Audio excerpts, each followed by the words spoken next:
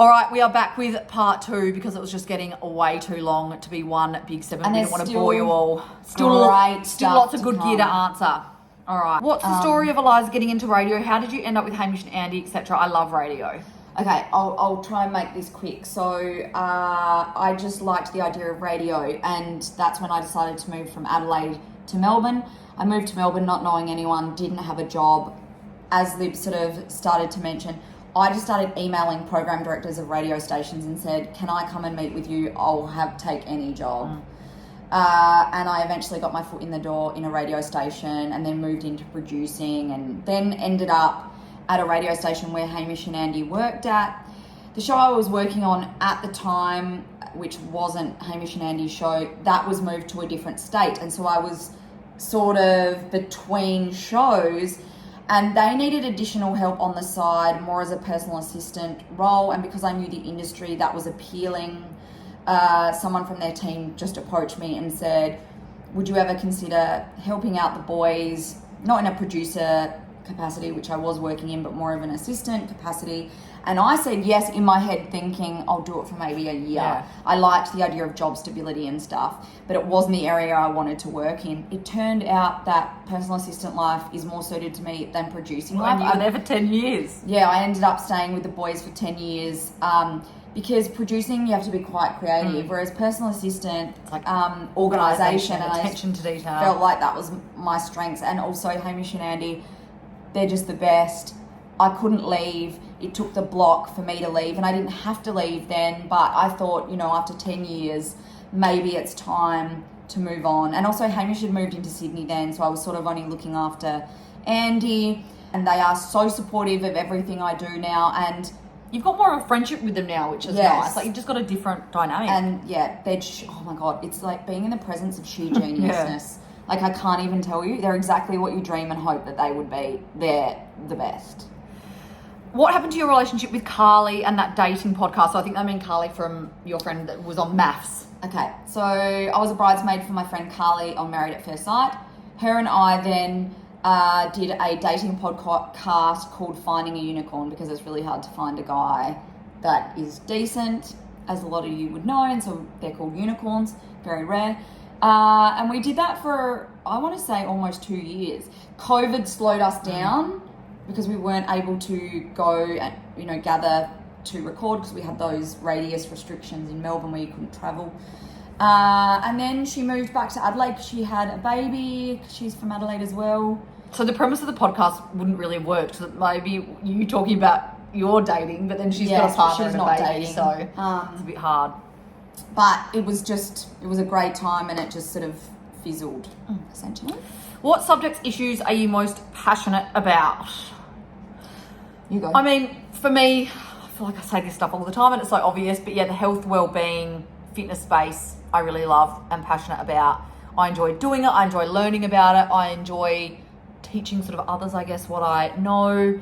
And I really would love to, when I do talk a bit more about my eating disorder, that kind of is a passion of mine, to a couple of people that have reached out to me that have gone through the same thing. And it's nice to be able to empathize with people on a deeper level because you've gone through the same thing. So yeah, I'd say I'm passionate about that too. Well, you should do what I do. I work for an organisation called behaviour, and they take programs into schools, sometimes unis, occasionally workplaces, and they take people along like me who have lived mental health experiences. So they have experts that go in and talk about stats around mental health and how you can seek help, etc. And then I get up and talk about my own lived experience. You should do that with your eating disorder. So mental health is a area I'm very passionate about. I'm also like kindness. I'm passionate about it. I'm not perfect. I'm not always the beacon. I think you're always kind, though. But I think there's not enough kindness in the world. Definitely. Where do you see yourself in 5 to 10 years, as in both career and personal life? Oh my God, this is such an overwhelming question, isn't it? Well, I really don't know, and that's what scares me. I wish I had a vision. I wish I knew exactly where I wanted to go and how I wanted to go about it. But yeah, Babies are up in the air for me. Careers up in the air for me. Well, I'm the same. I would love to say I would have a partner or even have experienced maybe a partner. I'd love to see myself with a partner and like travel and you be an auntie to your baby or babies. I would still love for us to be doing something together. Amazing and have grown to something amazing. Well, that leads probably into what is your blue sky dreams for careers. I mean, when we talk 5 to 10 years, okay, I hope that I have a child. I'm not as passionate about whether I have a partner. I mean, I think it would be nice for both of us to have experienced love. Who knows whether that'll happen. But in terms of careers, this is funny. My dream job, and I'm never going to be able to do this, and this is what I've wanted for as long as I Why can would you remember. say that though? Because I have no talent, and the show I would love to, and I don't even think You're the show. funny and I don't witty. even think the show is around anymore. But Australia's Got Talent. I would love to be a judge on that, and I think I would be perfect because I have no talent. Because you have no talent, you'd be a good I judge can of recognise talent. it. I just would be like, that's epic, and I'm very good at judging people. Yeah, and that's true. not a nice thing necessarily, but I just think that would be the funnest job. I also would love to be a host of Great Australian Bake Off. We have talked about that a bit. How fun would that be? We'd love to joint host that. Because we love to cook, but we love to eat, and we love people, and that's like that's a role. The hosts of that. I'm not saying we'd be the judges, but they're not cooks. They're not cooks. They're comedians or media personalities or whatever. So that would be amazing. That'd be But that's not necessarily what we did the block for. No. That's just stuff in the back of my head.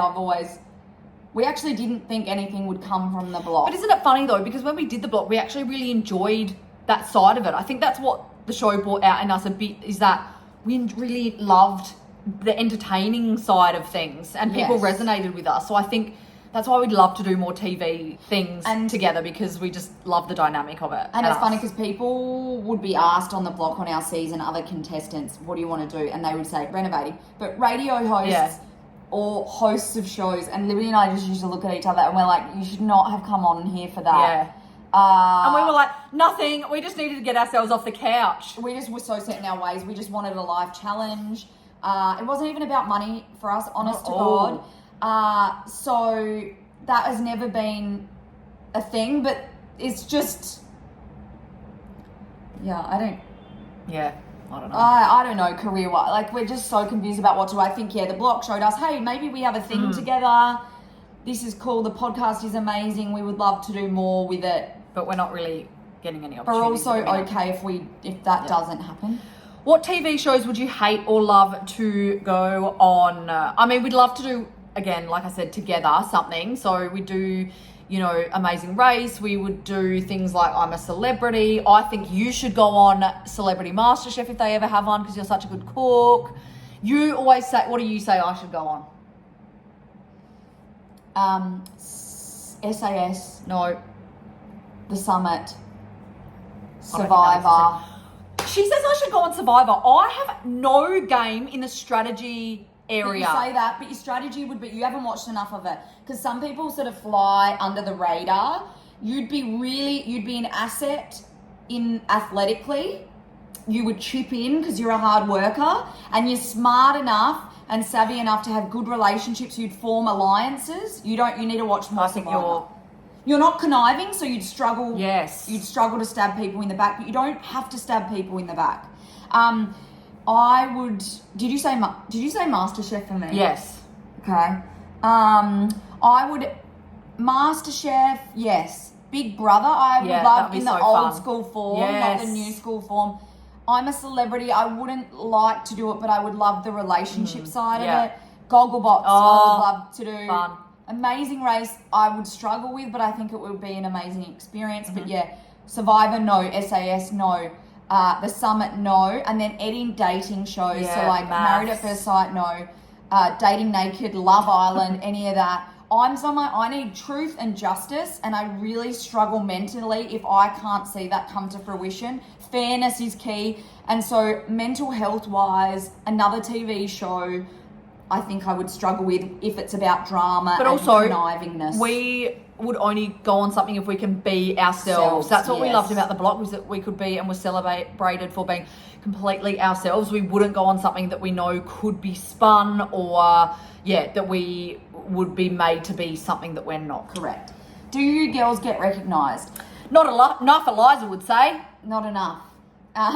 No, I just love it. That sounds foggy. I just love it when someone comes up. Yeah, it is and so nice. speaks to us, and then because they always just have Positive things to say, and it just is. That is the biggest joy I get, is someone saying, "Oh, you're a great role model for my child." That to me, and when someone says thank you for being kind, that's everything. And even when people listen to our podcast, that is still so baffling to us. Anytime that someone says I listen to your podcast and I laugh, when people say they laugh at our podcast, that's quite possibly the best thing ever. Knowing that you're doing something to make someone else happy just by us being kind of ourselves is just the greatest feeling. We never get I can only speak for myself. I never get recognised by myself. Very rarely. We have to be together to give people context. And we're so far gone now. It's been 2 years pretty much to the day. So I think it depends. Like if we were to do something block-ish related, like obviously there would be people who watch the block there and you'd be recognised potentially, but it's very rare now because it's so...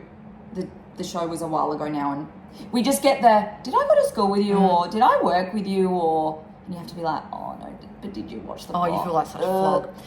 What was reality TV like? Huge fan of the block. Oh, it was so hard. You truly have to be. I mean, we can only speak to the block because that's all we know, but... Oh, we did that other show afterwards, Do You Want to Live But that's Forever? not really reality TV. That was like a doco sort of series thing. Okay. But you have to be so resilient, and you have to be... You can't conspiracy theorise because if you read in too much, you start to lose your mind. You have to be just strong-willed, particularly with the block. I mean, that was a different kettle of fish in terms of you're not sleeping, you are challenged with so many things, you are constantly having a camera on you and a microphone on you. So if you're someone that likes your privacy, if you're someone that likes your sleep, if you're someone that can't deal with things being thrown at you and challenges, then it's not for you. If you're someone that the worst of you comes out in an environment like that, when you're tired, when you're challenged, then it's definitely not for you. For us, why it worked was because we can laugh at ourselves, and we could say at the end of the day, this is not life and death. Like, let's laugh or we'll cry. Yeah. But I understand that people, particularly on our season, their livelihoods were building and renovating. It was so deeply important to us. Or they had families that they were away from. So we didn't have anything waiting for us really in the outside world. So we really, I think as well, particularly on the block, and we actually were having this conversation recently, if you just don't give up, I think that is actually more valuable than being able to renovate. And being respectful to everyone and kind. Like, they're the two things I think that gets you, like you said, get you further than anything. But you will never understand. I know it's easy for us to sit here and be like, it was hard. There were some weeks where we had 3 all-nighters. So what does that mean? You're not sleeping day after day after day, and you just were catatonic, and you started, it was out of body. You had this like haze over you the whole time, because when you're so tired, picture that, when you're getting up early to go to the airport for a trip because you've got the early flight at 6 a.m. That's how you feel, but times it by a million, because it's every day. You're uncoordinated and you're emotional, and then on top of that you have to do challenges and you have to sit down and do interviews, and people are pulling you from all directions, so you can see why people crack. But if you're inherently a good person, it's always gonna kind of be okay. And also, we had an amazing experience. So as much as we say how hard it is, it was also amazingly fun, did everything and more for us that it possibly could, because we needed a bloody life shake-up, because truly all we did was sit on the couch and watch Netflix. We said no to everything. And so we just really embraced every opportunity in that show. We didn't take anything for granted, and we had the best time and made the best friends. So we do not regret it for a second, and best thing we've ever done. Yeah. Did the nasty behaviour on the block leave you with trauma? That's a hard yes for me. And it wasn't at the time. It was watching it back. It is what I struggle most with, seeing people say things about you and other people behind their backs, your back.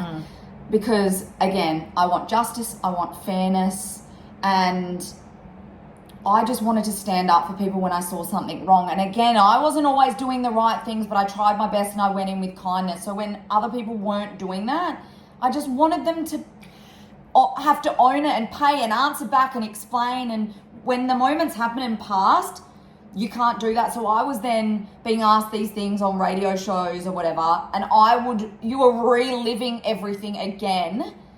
And I wanted to speak deeply and passionately about it, and it wasn't healthy. I was not letting things go. And it's also, you guys only saw snippets of it. We were living and breathing this 24/7.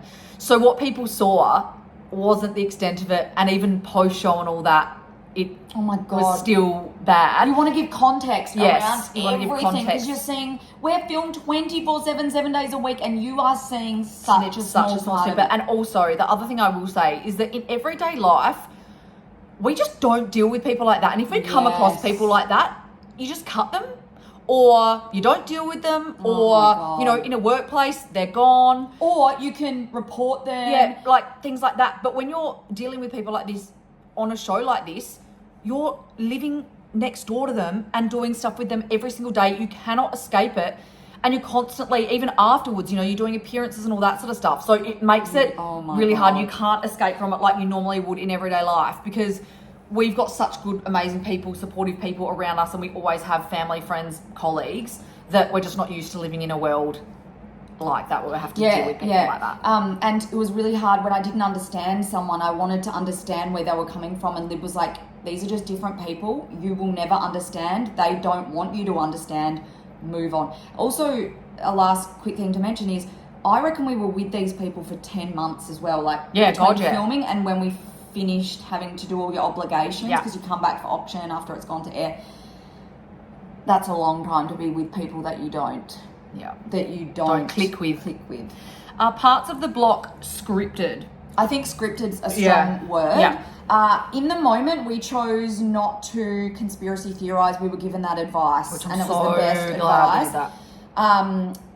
Don't think something's going on to set you up, to bring you down, because if you do, it will mess with your head, and it will you'll be your own worst enemy. There was one part in Backyard Week where we thought we were being stooged, because we were marked on our backyard, and none of the things, like, we couldn't do so much because of easements, because we wanted to do decking. We had enough budget for decking, but they wouldn't let us do it because you couldn't dig of the elevation. Yeah, you couldn't dig deep enough to actually get the stumping in. It was, but none of that was passed on to the judges. So we were judged.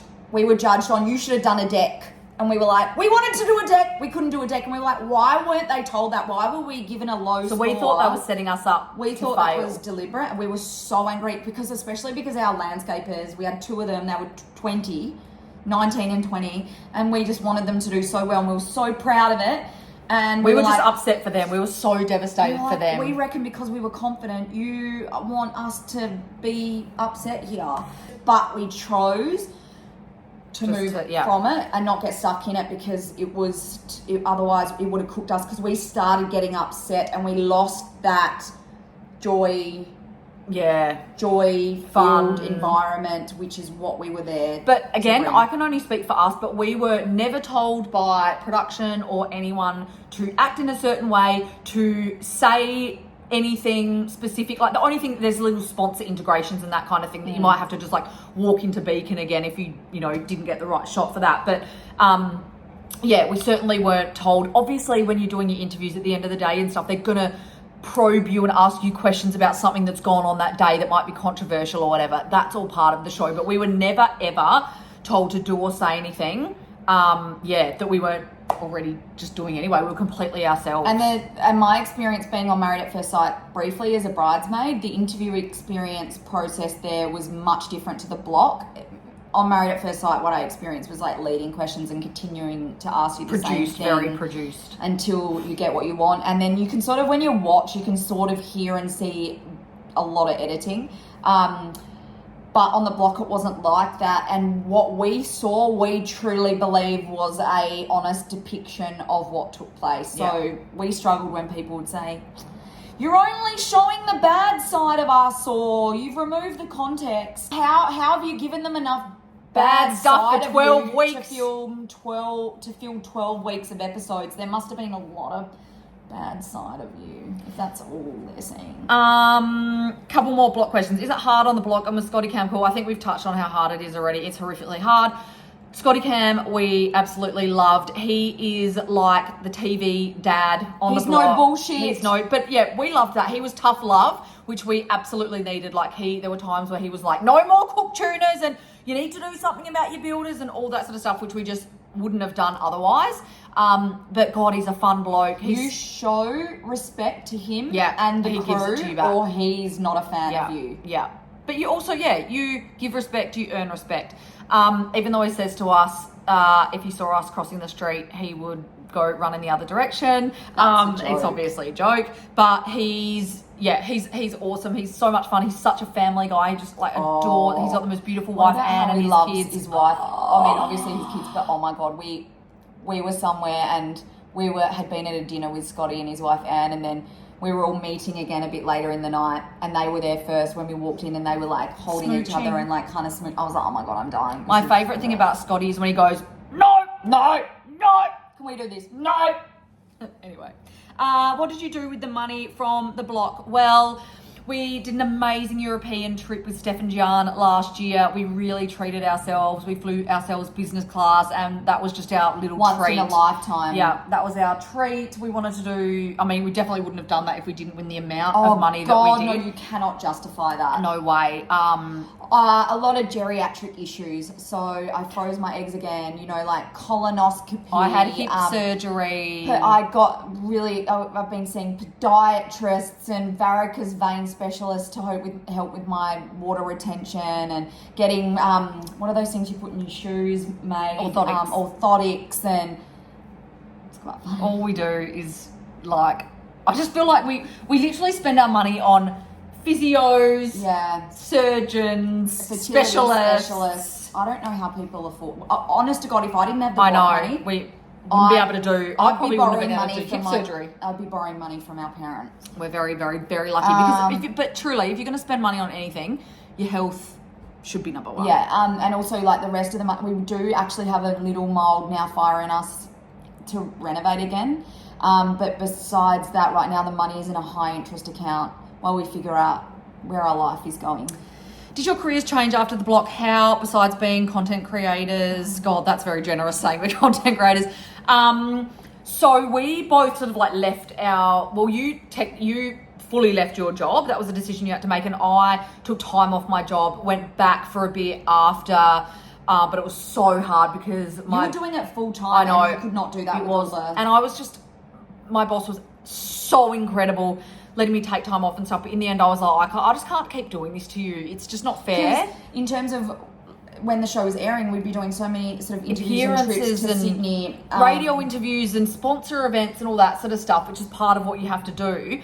But I still now, and right at this very moment, I'm working part-time for the production company that I work for, and I hope to keep that up. They're the most amazing people, and it's so much fun, and it doesn't feel like work. So for me, doing that part-time, we do our podcast, we do a few brand things on social media, we do a few hosting gigs, emceeing gigs. You do your mental health talks. I do mental health talks. I've done some writing for 9 Honey. I think I'm going to go back part-time to doing some personal assistant work, because whilst we have amazing opportunities that fill our days 7 days a week, it's quite scary not having a consistent income. Month to month it changes, and I just think it'll be good to get some consistency back, work part-time, and then around that still ride this wave of amazing opportunities that we have. Also in terms of did your careers change? But I was just going to say our lives changed in terms of the people we met, the being set in our ways, just opened our lives up. I also want to make one quick statement that my role working with Hamish and Andy, who are employed by Channel 9, did not impact us getting on the show at all. In fact, it almost had the opposite. It almost hindered it. There's a external casting company that cast us. so that wasn't aligned with Channel 9. We weren't taken to Channel 9 until we were culled into sort of the final 10 couples that might go on the show. Now, I had not told anyone that I was going through the process. It wasn't until we were told, we're now taking this to Channel 9, you're a finalist for the final cast. And I was like, oh, I did not expect to get through this far. I better tell my bosses who are employed by Channel 9. And I better tell the casting company what my specific job is. I just said personal assistant. I didn't say for who at that point, because if we're going to be taken to Channel 9 need to know that. My bosses need to know that. And they initially were like, normally we wouldn't take anyone through who is linked to Channel 9 at all. So they really had to think about it. And that's when I actually made the decision to leave my job so that it was clean. And that's how we sort of got through. But it almost hindered us, not helped us. And everyone was very supportive and kind. And have you changed your mind about potentially going on All Stars season of the vlog? Because we often say never again. It's so funny because when we came off, I was like, yep, I'd do it again. And you were like, no. Then the roles reversed a little bit. And now we're both like, we struggle. Because if you got asked back, it'd be such a privilege. We feel like you couldn't say no. I also kind of now want to show that we could do better. We had such a good run though, so it'd be hard. And also, the kind of novelty of it would have worn off, and you know kind of what you're walking into. Whereas when you do it the first time, it's all so fun and new and different, and like you know from one day to the next, you don't know what's going to happen. Whereas you know the cookedness that you're about to enter and how hard it's going to be. That you're not going to sleep and that you're going to pork up. And we remember Dan Foreman saying that he's like his second time round was so much harder because he knew what was ahead of him. So I don't know. Yeah, our bodies were so bad after that. Cross that bridge when we come to it, because anyway, we do it a bit differently maybe, or we say that. How do you handle the dating world? It's tough out there. We don't. I don't handle it. We complain a lot about it, and we want a different outcome, but we get really deflated easily, and so we don't do a lot about it. I've said this a lot. It's not a priority of mine. I'm at the point where I just don't care at the moment. I've got other things that bring me joy. We just haven't had good experiences. I think I'm at the point where I'd be able to handle being a solo mum more than I could handle a partner, because I feel like having a baby, they don't judge you maybe. Well, they don't, because they are babies. And I can do it on my watch. Whereas a partner, I feel like it just brings out my insecurities, the idea of having a partner and having to open my life up for someone else, and I'd be self-conscious, and it would make me more uncomfortable than a baby would, I think. I would love a partner, but I want a partner without having to date. People I know who have met people or who are wanting to meet people now, they treat dating like a part-time job. They're on the apps and they're going on multiple dates a week, and that's how you're going to meet someone. We don't have that in us. Ain't no one got time for a date. Are either of you dating? Well, we've just answered that, so no. How come you don't have a boyfriend? I think we've just been very clear on that. I'm too fussy as well. I don't date. We're happy without one. I think because we don't have a hole to fill, it doesn't motivate us. If we were desperate to meet someone, I think that would help push us. But do you think you guys are too picky in men? You are. Definitely. I just think we have expectations, and I'm not willing to settle. And that's not saying... there's just things that I want that I'm not willing to compromise on. Have you ever thought about dating women? This is a really interesting thing. I wish I was that way inclined. It would give us a lot more options. And yeah. I can appreciate women. I can appreciate a beautiful woman and a beautiful, stunning woman. And yet, like you say, I kind of wish that was in my wheelhouse. But no, we like men. Well, we don't really at this point. No. I think I'm asexual. Where would you recommend a place to meet for dating over 50? I hate dating apps. Well, we can't even meet anyone and we're in our 30s. Having said that, there are a few things that I noted down that I noticed attractive men. Bunnings. The South Melbourne markets on a Sunday. I mean, there's a lot of couples, but also lots of older people there too. I think some guys go down and do their weekly shop and meal prep on a Sunday. Trivia nights, I reckon a pub trivia night might be where it's at. And fundraiser balls. I feel like balls, there's a lot of people, everyone's dressed well, and if they're by themselves, they might be open. It's just, and after parties of balls and things like that, like work events. where you're meeting with other workplaces. Yeah. I don't know how that happens. How long has it been since you last went on a date? For me, I dated that tradie, but that was a setup by a radio station. But also, that other person that I went on a date with like a few months ago, and it was horrific. I genuinely do not remember. Can you matchmake me for a date? Well, no, because we can't even find one ourselves. Correct. What's going to happen? We're nearly there, by the way. This is I really, really like this question. What's going to happen when one of you gets in a serious relationship with someone?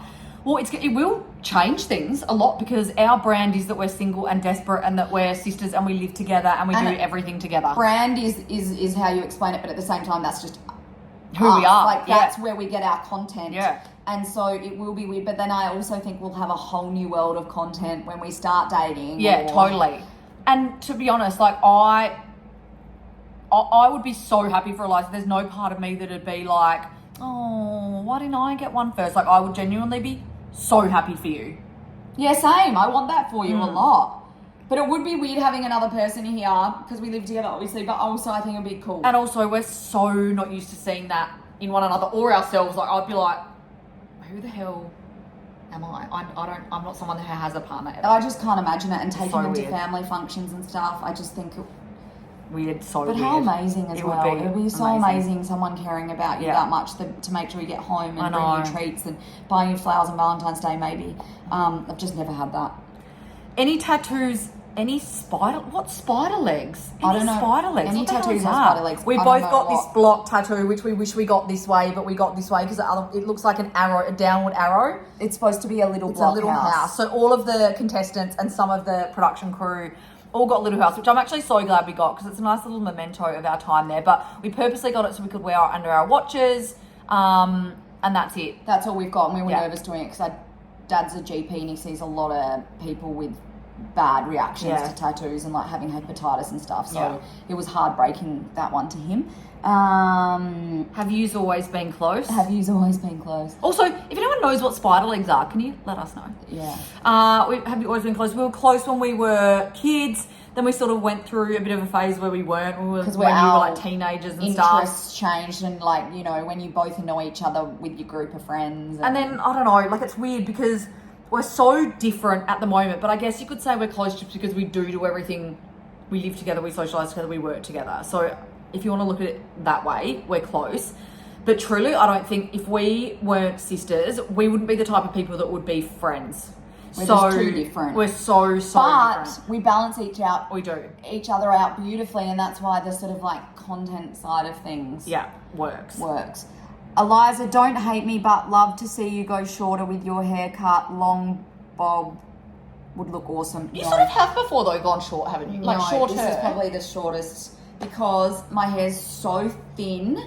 I've even got like a few little extensions in here to thicken it up. I think that's why I wear hats and stuff. I'm quite self-conscious about how thin it is. So if keeping it short helps. Short and blunt helps with thickness, but really short or like with a fringe or whatever, I just don't know if it would suit me. Well, that is it for the questions, but we are always so open to any questions. We just can't often think of a lot ourselves. So if you've got any questions, always reach out, DM us, and we're happy to answer anything that you guys have for us. There's really nothing that we don't talk about. We're very open books. Just in general, any questions around topics, because I know we just talked a lot about ourselves. Yeah. I don't know how qualified we would be to answer, but it's nice when people say, oh, what do you think of plastic surgery? Which I think we answered on the podcast episode. So anyway, thanks for having us. Thank you. Hope you enjoyed. See you next week.